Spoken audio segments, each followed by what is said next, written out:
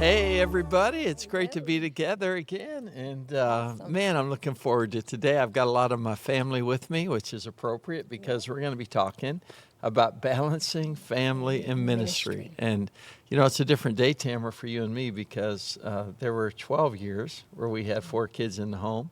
And a lot of mileage put on our tires in your Suburban, and you knew the back roads better than I did. We used to get in that Suburban. You say, "No, we can go quicker this way," and it was a fun season of life. And now we have 4 grown kids, and we have 5 grandchildren, and so it's a great stage of life. We'll talk about some of the structure we live with now, but when your kids are close, and whenever they drop their grandkids off and pick them up on time. It's it's a good thing. So anyway, I'm looking forward to both Tamara and the kids sharing with me today. We're going to talk about 7 things I think are going to be really insightful about balancing ministry and family. But Tamara, you kind of seen it from 2 different sides. You saw it as both a pastor's daughter, and you've been a pastor's wife now 35 years. So talk to us a little bit. Well, good afternoon, everybody. First, we're so glad that you joined us today as we talk about balancing life and ministry. And any of us that have been in ministry for any amount of time know how important it is and how much effort and intention it takes really to balance life and ministry. One thing that I've found after these few decades in life and ministry is that we just have to keep adjusting to new seasons because seasons change. And you just have to keep finding new balances in each season in ministry as family grows, as family dynamics grow, as the church grows. You just have to keep adjusting and being flexible. Jesus said his yoke is easy and his burden is light. And he teaches us how to find, I found that he teaches us in every season how to find that balance that's right for each of us. And I'm grateful that we don't have to live stressed out. Yeah, I mean, the truth is, we'll talk about that under point 1, that failing to plan is planning to fail, because if everything's changing around you and if we're not adjusting well to that, that's a big challenge. But before we get started, we always like welcoming our new members to the Significant Church Network. And I thought since Mike was the director and Christy is the coordinator, we'd let them go ahead and do that today. Okay, let's do it. All right. Hey, everybody. Hi, everybody. So good to be on with you today. Let's welcome our new members. I'll do the first page, you do the second. Sound like a plan. We have Isaac Ndenche from Freedom Fellowship Church in Oklahoma City. We have Diego Colon, Iglesia Vida Abundante Church in Eloise, Florida. Tree Cooper from Cornerstone Church in Windsor, Colorado.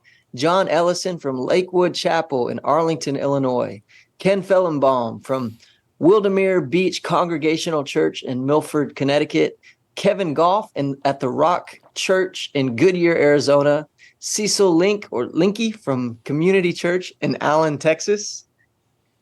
And we've got James Matt from Bethany Church of God in Sterling Heights, Missouri. We've got Jason Moore, Woodsbend Community Church in West Liberty, Kentucky. Michael Morin from Legacy Church in Albuquerque, New Mexico. Samuel Sarapong, Living Word Outreach Ministries in East Hartford, Connecticut. And we've got Chad Stevenson from Houston Faith Church in Houston, Texas. Jeffrey Wilson, Life Point Church, Kettering, Ohio. And Johnson Mutamba and Miracle Life Church, Kampala, Uganda. Awesome. Welcome, everybody. Yeah, welcome, guys. We are so thankful and glad to have you along for the ride.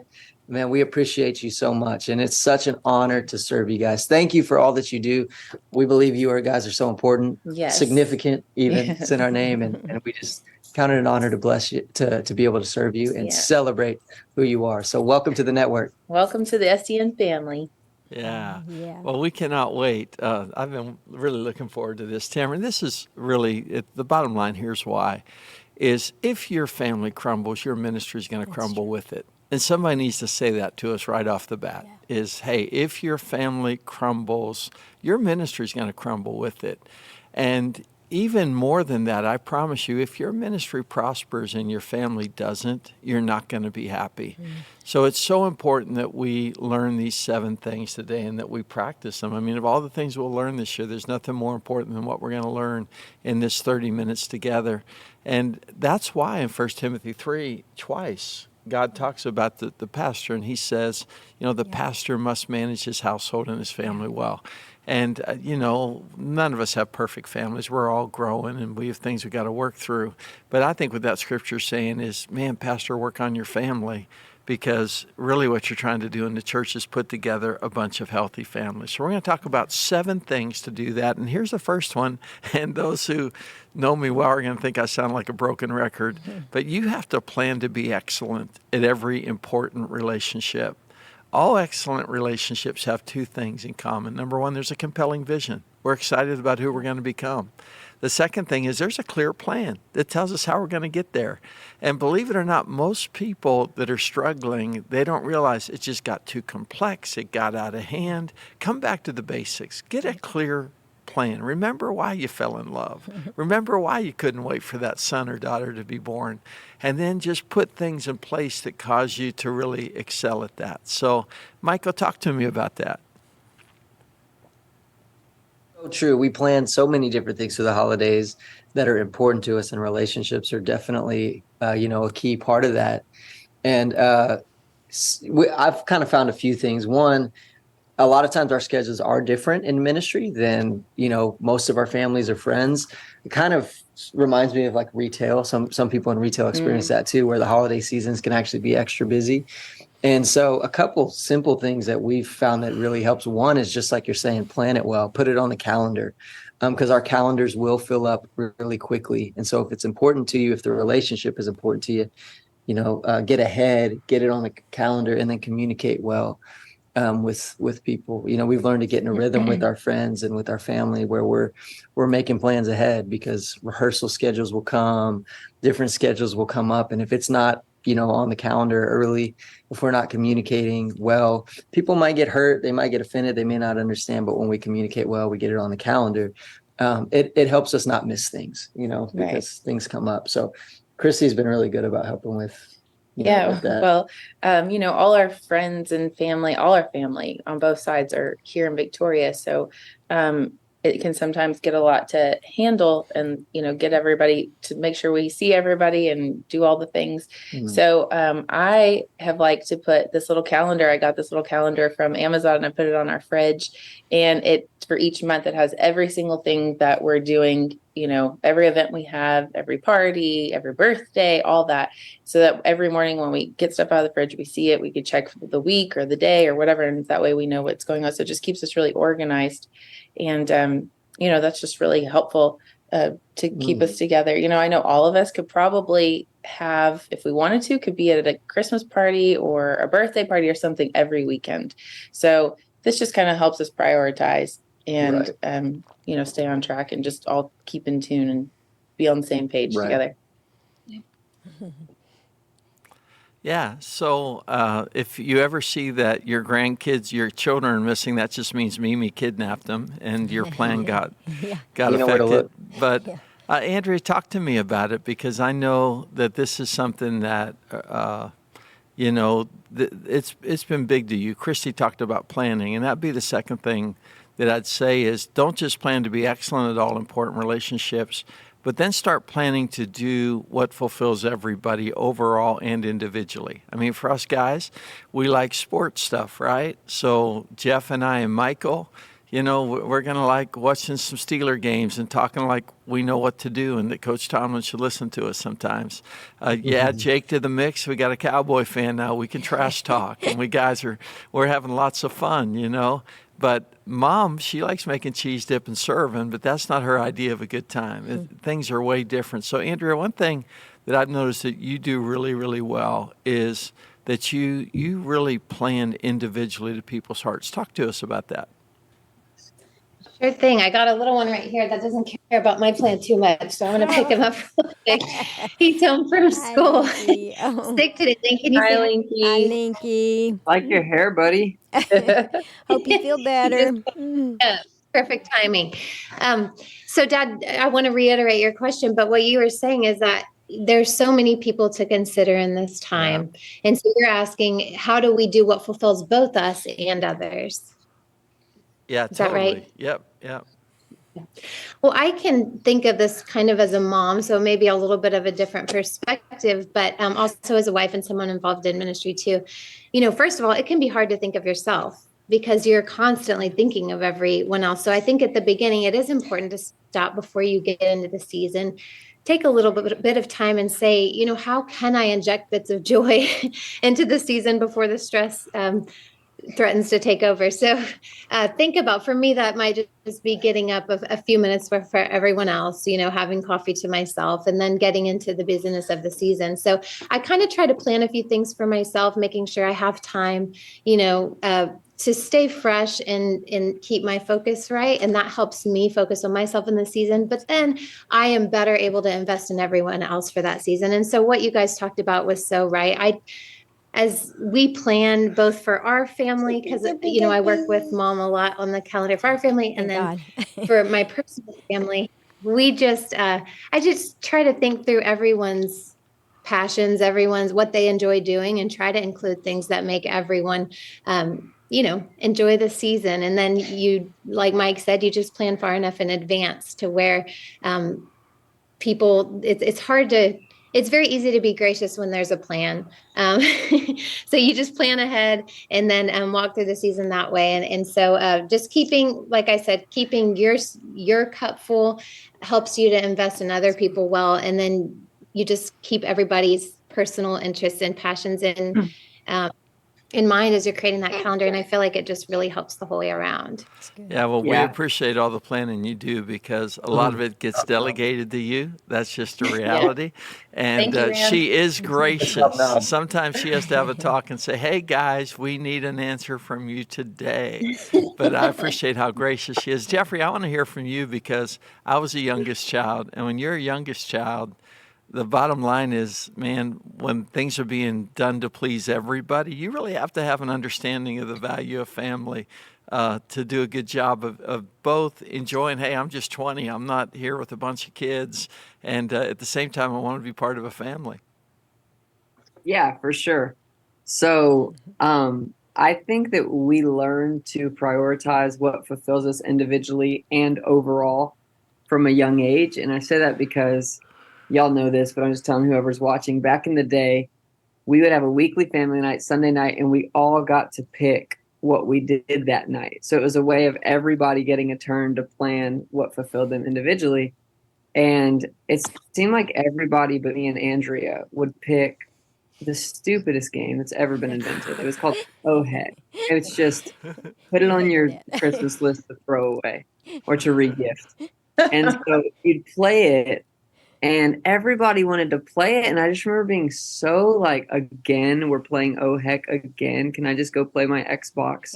And I remember one time my dad saying, you can have a great night by yourself or you can have a great family for the rest of your life. But you can't really have both. So I think sometimes just understanding the purpose and the value of, hey, this night might not be my favorite, but the people I'm doing it with are important. And instilling that vision. I don't have kids, but I fully plan to implement that as well. Oh, well, I was waiting to hear you fully plan to have kids. I was getting excited. You paused at a very interesting spot. But anyway, so I would just say when you remember, like, it's not just about what we're doing, but it's about who we're doing it with. It can kind of help bring some of the purpose to, hey, we're doing this, and it might not be my favorite, but what is my favorite is having a close family. That's good. That's really good. Yeah, that is so good. Well, I just want to reiterate them because I really thought deep about it and planning to be excellent at all important relationships. I mean, we hear things like, just in our churches, we see that people really do spend more time sometimes planning vacations in their life. And so teaching them how to pray and to hear from the Holy Spirit according to Ephesians 1 and to really plan to have a rich life, that's so important. But sometimes as pastors, it really does happen where our family gets the back burner. And I want to encourage people to plan for every important relationship. I mean, some of my best memories were going to plays with my daughters and doing things with my sons. And it doesn't make you more tired. It makes you less tired because you get so refreshed at it. And then planning to fulfill overall and individually And it's really not long until your schedule starts filling up in a cool way. I mean, you start really looking forward to it. And I want Emily to talk about this, and that is that God's a God of both seasons and Sabbaths. So it's important that we plan weeks well, but also that we plan seasons well. Yeah, that's good. Sure. So, hi everyone. I would say for me, so I am living in Tulsa, Oklahoma right now and have been for the last couple years, which has changed a little bit how I plan and see family and has been a little bit of a learning curve. And I know that we're talking about family and ministry and balancing them. And I'm sure that there are a lot of people in here where I could be learning things from you, people who are watching. So hopefully this is helpful. But this is just something that I've found is one thing that I try to do in big seasons. So Christmas is usually a time when I'm home. The summertime is usually a time when I'm home. And my first text is usually to all of my family and is just asking them, is there anything that matters to you or that's big to you or to your kids that would be good for me to plan my schedule around to be there? So we're in this season of, I have a sister-in-law who's graduating from PA school. I have nieces and nephews who are finding their own hobbies and things like that. My siblings will be preaching in different environments. So for me, it just helps me first to start with, okay, I want to plan the season well by like intentionally knowing what's important to the people in my life. And then that helps me because there have been times early in the first years when I was living in Oklahoma where I didn't do that. And I would leave the weekend before and I couldn't change my schedule around to be at something that would have been so easy had I thought to plan earlier. So I would say make sure that you prioritize those relationships early on because as people grow up, life just gets bigger and busier. And so it really does take intentionality. In terms of the weeks, like planning weeks well.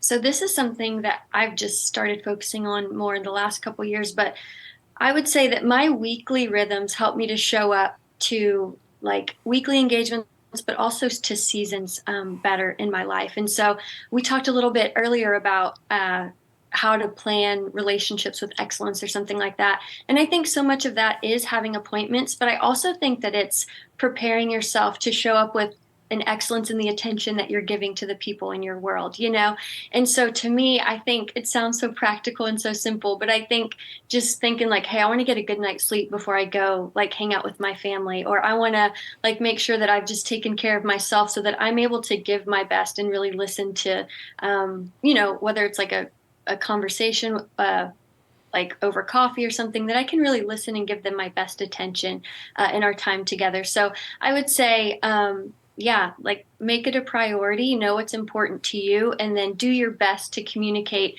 ahead of time so that you can maximize the time together. And I know like life is not perfect. People have kids. You try to get to bed early and then your kid is like throwing up or something, and so you don't have your best attention. So obviously things happen, but I think that the more that we're proactive, the more that we're able to capitalize and experience joy ourselves and bring joy to the people around us. So Good. That's so good, Em. That's great. I think all of y'all got your planning skills from your dad. They're all such great planners and think ahead. I can remember feeling so overwhelmed with 4 kids and a growing church. And just, I remember one Christmas, I thought, how am I going to get everything done? How am I going to order all my gifts? And, and I remember just sitting there, and that was before we ordered online everything, from Amazon and stuff. But I remember just getting out the Penny's catalog and ordering all the gifts from Penny's. And it was awesome. They all came to my house and I made it. But I mean, it is so awesome to have a plan and to know what your priorities are so that you can look at things that you don't get stressed out and you can live at peace. And, and I just love that my kids are planners and that they prioritize life and relationships. And that is so, so good. I'm a lot better now, but I've learned a lot and I appreciate all the help I get. You're pretty amazing, Ashley. I mean, you Not too planning it wasn't in your gift mix. I No, mean, it sometimes wasn't. we go on a vacation and we just buy what we forgot to pack. But And we always yeah, forgot yeah, something. but it makes life fun. But now you're so good. I'm usually I'm the one that better. forgets something. I'm better. But, Christy, you're also a really good planner. You are a little bit like Andrea, that you always plan to bring something. Anything you want to say on this? Yeah, I honestly have to admit, before I married into this family, or even maybe before I even became on staff at Faith Family Church, I was not the best planner. So just being a part of this family and a part of staff has tremendously helped my planning skills. And I'm super thankful for. I'm not on Angie's level yet, but I'm getting there. I'm kind of more like Mimi, but she's a great planner, but she's still ways ahead of me. I miss So a few things. but it is such a blessing to plan, honestly. Maybe not the funnest thing for everybody, but it's wonderful. It really helps in the long run. But I was just talking about it with Michael that, when we plan ahead, it just prepares us for a more like successful, relaxing time. So like Michael and I will try to plan a trip, just me and him, or just somewhere to get away for 1 week out of the year, just me and him. And so obviously we have to plan ahead so that we can have a relaxing trip. And then also when we come back, we don't have everything that, has fallen behind or balls that have dropped or anything like that. So it really pays off to, plan ahead and really just be intentional about making sure all areas are covered, from top to bottom, whether it's kids, work, church, all that stuff, just to plan ahead. And that way you can have a successful time away. And then when you come back, not everything's just, a big mess. So it's been really great to learn how to do that. Yeah.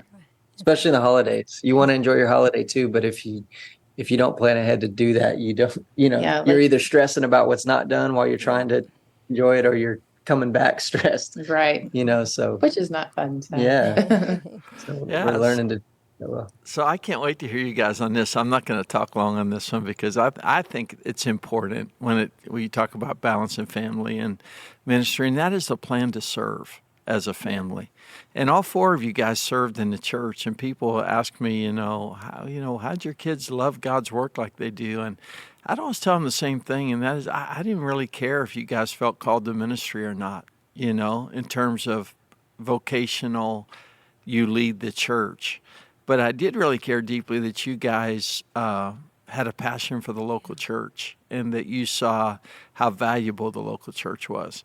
So I know y'all remember, and I'd take you around town and say, okay, what's speaking to you? Is it the business world? Is it the television world? Is it the educational world? And of course, Jeffrey, you told me it was Dairy Queen that was speaking to you. But, all of you guys served. And I'd love to hear you guys talk about just, what it meant, because your mom was really intentional about making sure you guys were using your gifts involved in the church. Yeah. Okay. Who do you want to talk? Yes, you want to go first, or I think you and I probably. You go first, Mike. You want me to go first? Go ahead. We're it's been interesting because I've experienced this as a kid, and now we're experiencing this as parents with our 3 and our 2-year-old. And one thing that I think that was cool growing up is that I think being a part of it, feeling like you were a part of the church made all the difference. It didn't feel like, okay, mom and dad have to go to work and do their thing. Like we got to find our place. And so we're trying to be real intentional with that with our kids, like finding ways that they can be, this is church. Like we're even intentional in our language, right? Like when I go to work, like during the day, but when we go to church together, we're going to church. Yeah, it's not work. That's good. It's not work. There's even times where we talk about when Daddy's volunteering, like when he has worship rehearsal or things like that. I say, nights. Daddy's volunteering. He's working with the worship team, things like that. We're just really intentional with our language. Mm-hmm. Were you going to say something, Mom? I said I love that when I heard y'all say that. Even when the kids come to school, they come in one door, and then for church another door, so they don't think that it's all the same. I think it's so important that how you're showing them just how to think about church. I think that's so important. That's so good too. So creative. I agree. Yeah. And another thing is so when we grew up, I remember doing a musical drama to get dad acted in the musical drama. We did that together. We did things together, and we all were able to kind of find passion and gift areas that we could own. And so our kids are still pretty young, so we're not quite there yet. But one thing we're doing this year is we're being involved in some of the holiday outreach stuff. We did an angel tree together. We bought them each a little angel tree ornament, and we talked about what it meant. And so just kind of teaching them those lessons about what we get to be a part of as a church, and just really being involved, just remembering that we need church too, and our family needs church too. And so Yeah. That was So, priceless seeing all of your faces on the screen as we talked about Dad acting in musical drama. You could tell I wasn't good just looking at all your faces. They're all But how laughing. about this? Does anybody remember driving through the corn? Oh, no. Put their faces back up. I want to see. Anybody remember driving through the cornfield whenever we were supposed to go to the volunteer banquet? And I don't know what you guys were doing in the back, but I turned around. Next thing we were in the middle of a cornfield. Driving right through it. that was We were crazy. sleeping until we hit the corn, and then we. I can remember your car seats going up and down, and y'all were sleeping. Jeffrey, talk to me about this because you've done a really good job at this in your department, even. But and I want to hear from you and Mom about just creating a calendar. You've been at it now for 4+ years in youth, and just designing events that are balanced and creating a yearly calendar. And then Tim, I'd love for you to just walk through our calendar for everybody. Okay. So, like the calendar for my team or for my family? Both, yeah, either one. Okay, so I can tell you, I'll start with family. So, I found that if I can center everything we plan our calendar around in 4 little categories, I'll probably be okay. And so Eden and I have this system that I created. I like it. It's our 4 F's, and this is what they are. If it helps, you can use it. If not, you can throw it away. But we always think through on Sunday, we think, first of all, what food are we going to eat? Because for me, I don't know about you, but if I'm guessing what I'm going to eat, I'm going to be grumpy while I'm doing it. I just like to know where my next meal is, what it is, that it's healthy. So we think about food, and then we think about friends. Family falls into that. So, like, what friends are we going to see this week?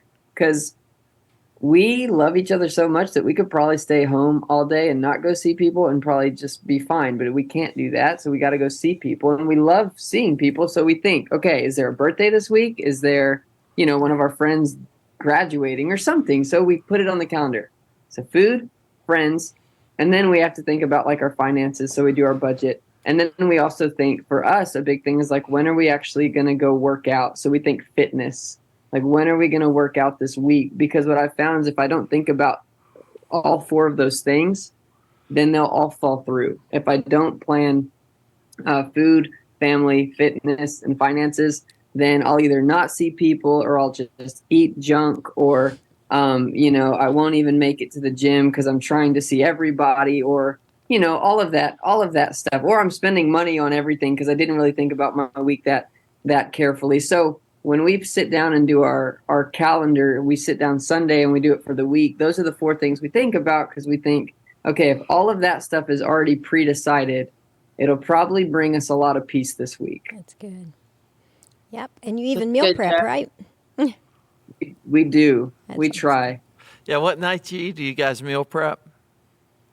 We meal prep Sunday nights and then Tuesday nights and then Thursday nights. So if I want to come see you, I need to come after Sunday night. That had nothing to do with the webinar. But Tamara, do you Okay. want to take them through just kind of our schedule and how you plan our calendar? Because I think it's a good flow.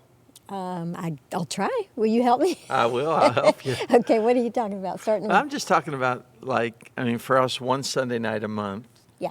Okay. Okay, we do a family night a month because we have so many in the family now that there's usually a birthday. I think there's almost a birthday. We just celebrate all birthdays for the month. every Love it. birthday for the month. Yeah.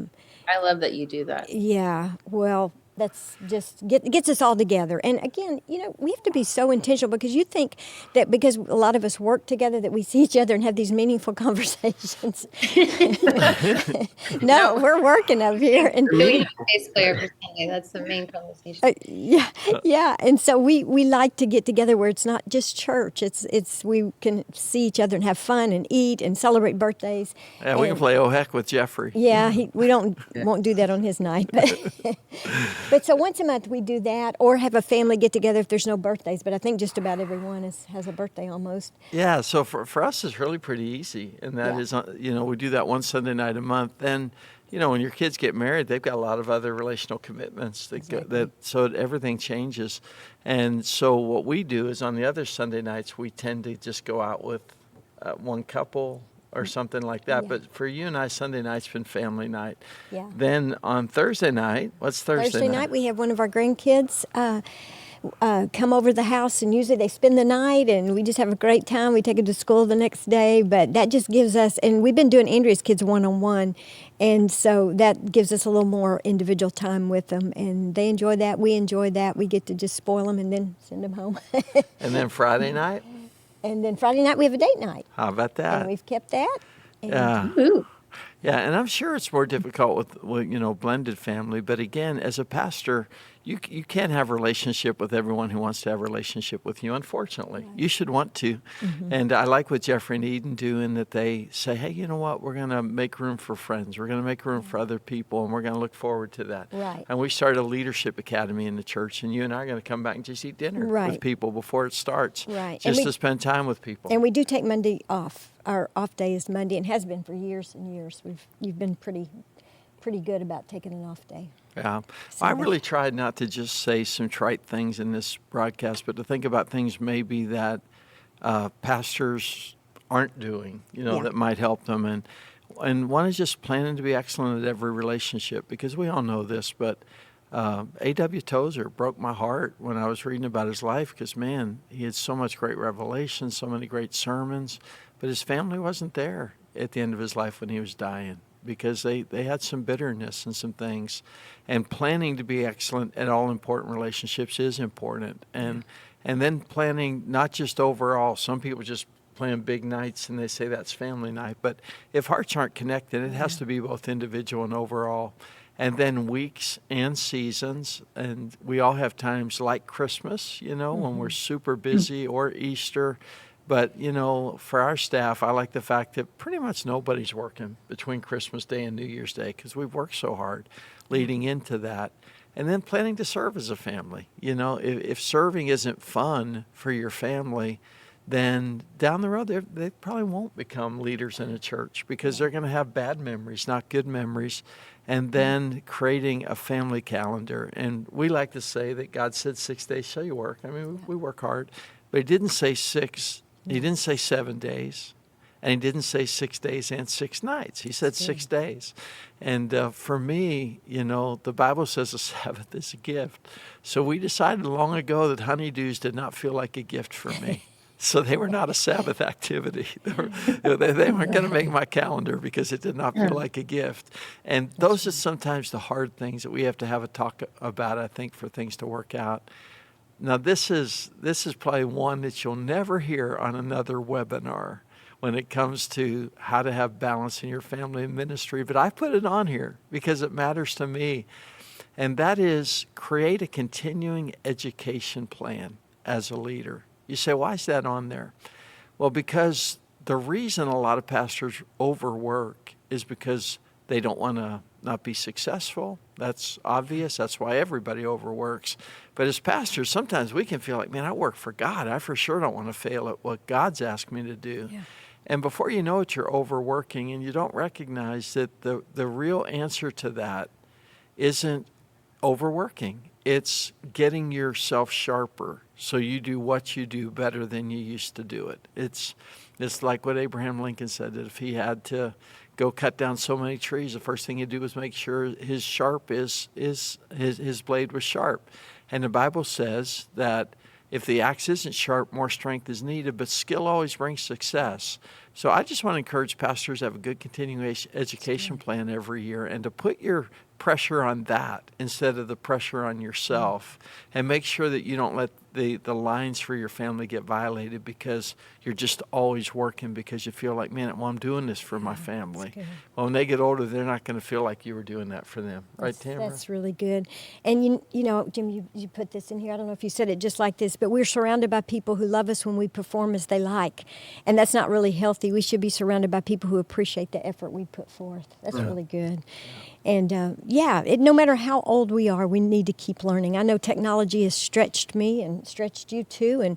And you know, we know that if we're going to keep up with things, we're going to have to keep learning. And, you know, I've continued to grow in lots of areas, just as you have, in skills and planning and, you know, speaking and all those things. But yeah, you have to have, I remember one time I was feeling really dry and, you know, just speaking and stuff. And so I remembered listening to a podcast or something, and I just felt like I got so filled up just again, and I realize when you're giving a lot, you need to keep putting stuff in you and filling your heart up with truth and with inspiration, and so anyway, we all need to keep something out there that we're learning and growing in.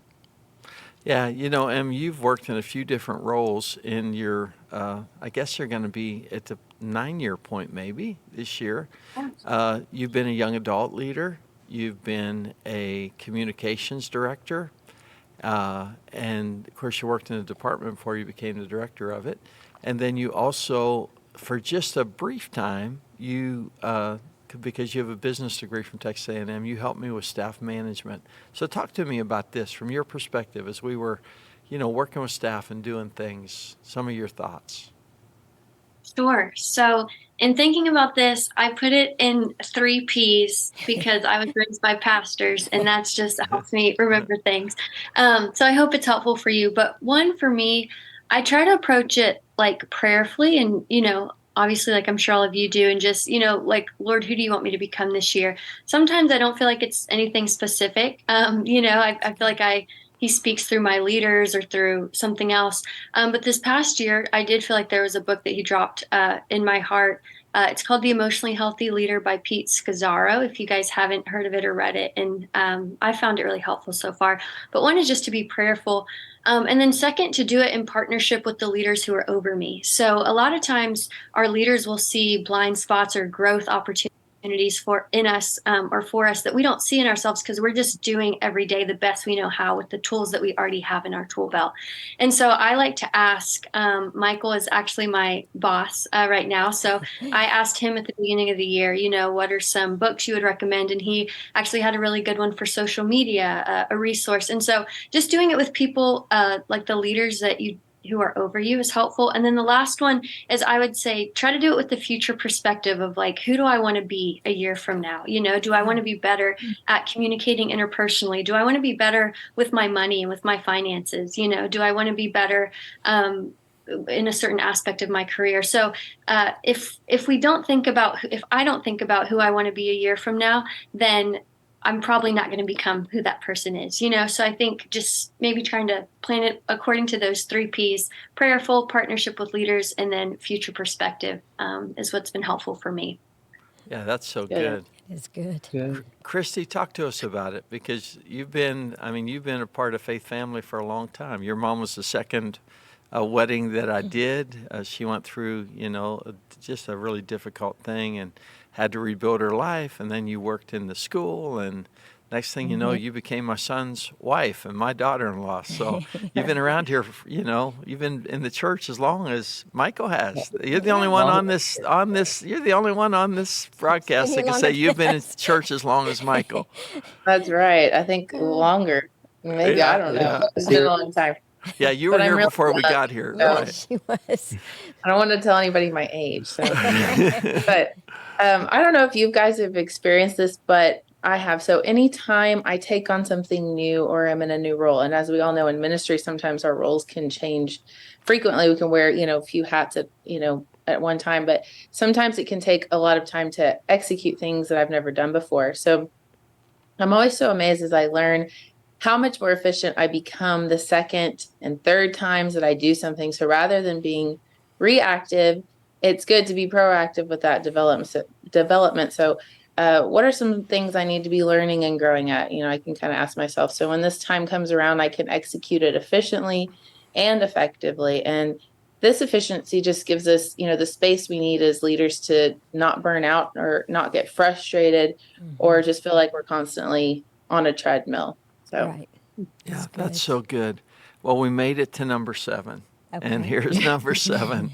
And that is manage the time suckers. And man, are there a lot of those in the ministry, right?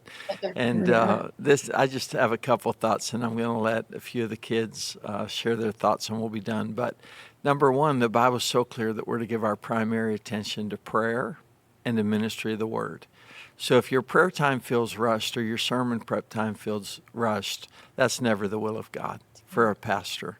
And people can tell if we've been with God or not. Martin Luther said, if it's one day, I can tell. If it's 2 days, I think my wife can tell. By the 3rd day, the whole church can tell. And so people follow us because we follow Christ. And that's any time sucker that keeps us from prayer and ministering the word to the best of the capacity we have at the age we're at, then we need to think about that. The second thing, though, that we do in our afternoons, and we used to say it this way: I have prime time. That's my time with God. I have I have my time, which is my time with God. I have prime time, which is my sermon prep time.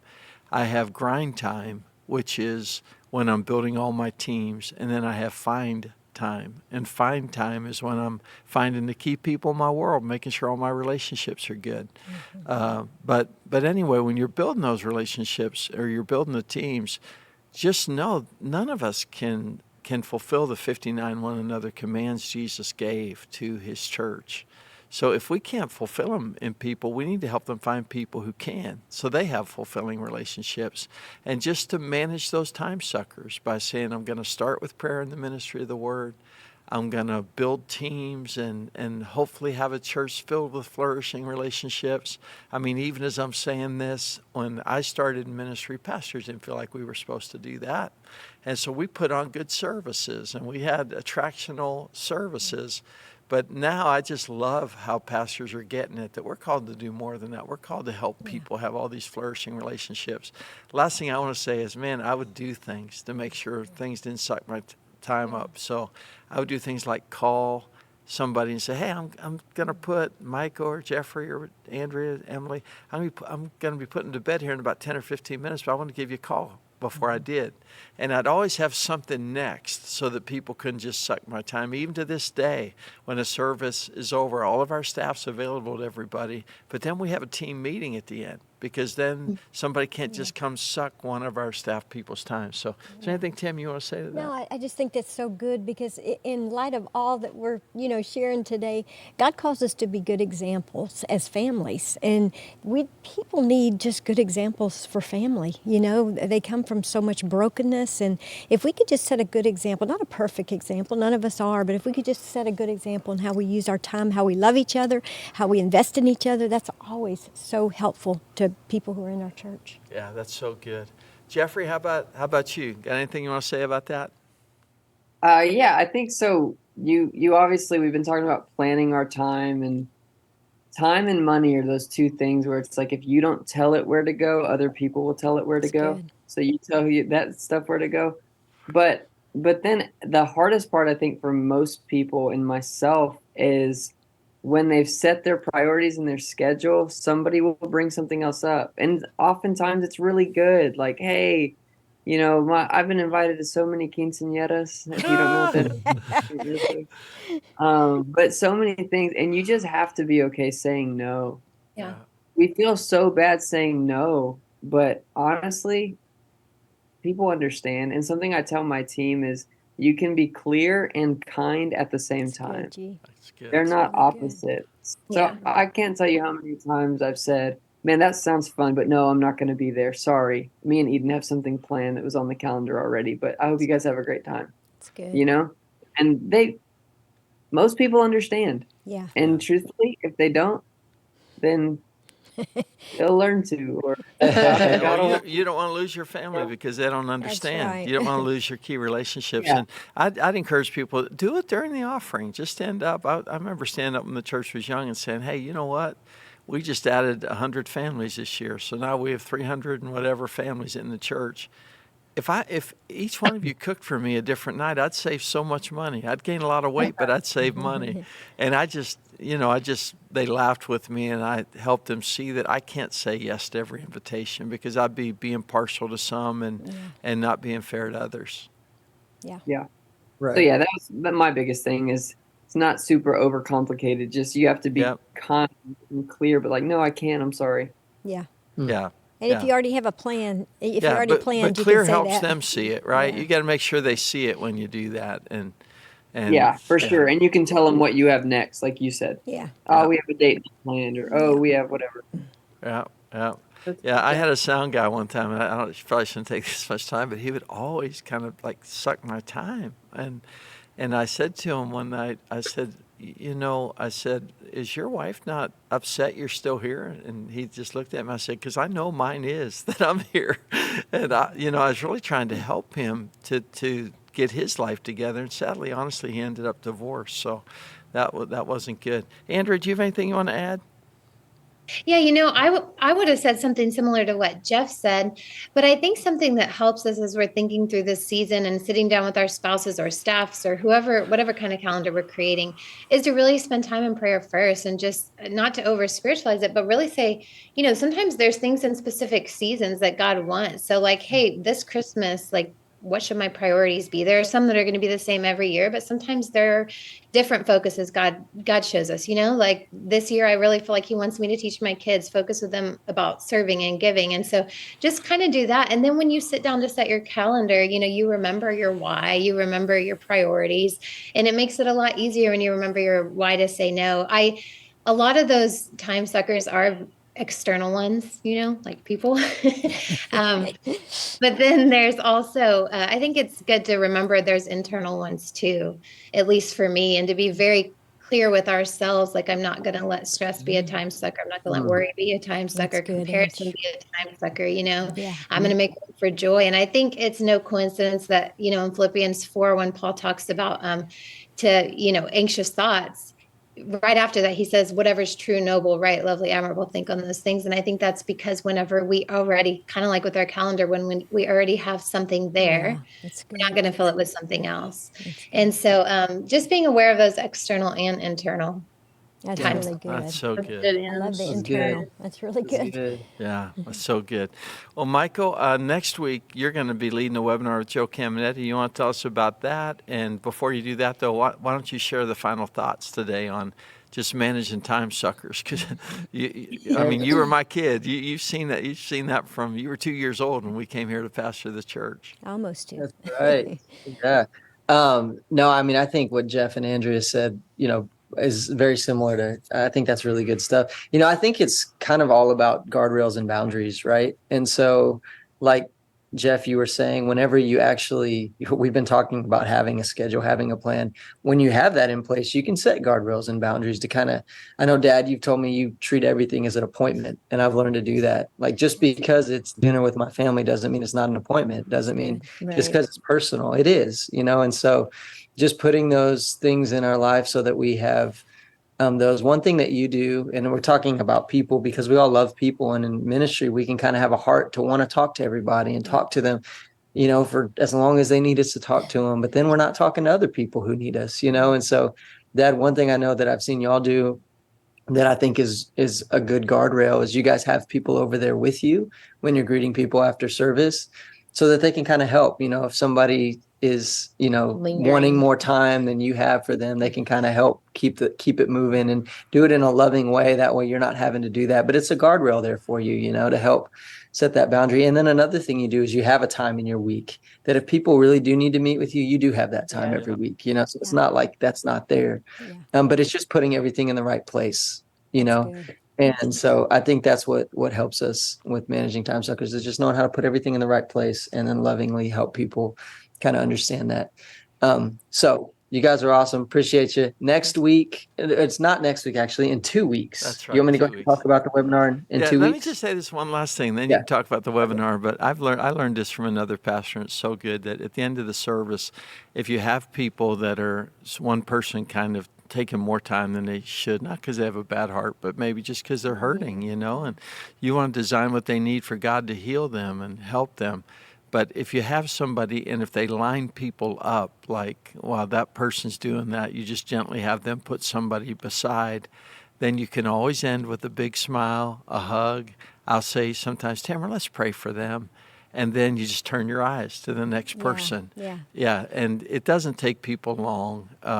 You lose, people really have to be pretty unhealthy for you to lose them. You will lose some that are just, that's what they're going to demand. But for the most part, people get it whenever you lead right. And when you just focus, if you keep your focus on people and don't look around when you're talking to people, it just helps. We've always done that or learned that. Just, I guess we saw it from somebody, but just stay focused on the person that's right in front of you. And then when it's time to turn your focus, go to something else. Otherwise, we get so distracted with the people around us, but just stay focused. And then when it's time to move on to the next one, focus on them, Yeah, Pat Murray just put, listen, planning out front disallows time suckers to invade the essential. I love it. That's great on the chat board. on Facebook. So, well, Mike, go ahead. Why don't you let us know what's going to happen here in 2 weeks? Yeah, so in 2 weeks, I'm going to have a good friend, Pastor Joe Caminetti Jr. from Boardman, Ohio. He's going to be joining us on the webinar. We're going to be talking about why Gen Z and millennials are leaving the church. And that sounds like a negative title, but I'm thankful to be a part of a place where we're seeing Gen Z and millennials coming to church, and just proud of our next generation team. Pastor G, all that you guys are doing, and Dad, just everything going on where we're at.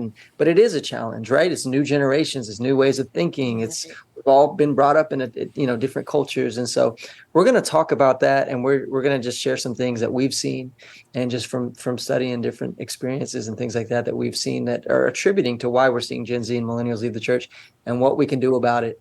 To help them fall in love with Jesus and experience all he has for them. So I can't wait for that. It's going to be in 2 weeks, same time, same place.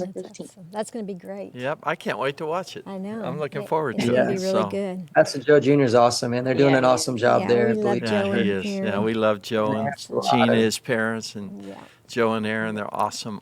Can't wait for the conference to see everybody. Going to be great. So, well, you guys ready? 1, 2, 3. Merry Christmas, everybody. Merry Christmas. Hope you have the best ever. Love Love you guys. Thank you for joining us.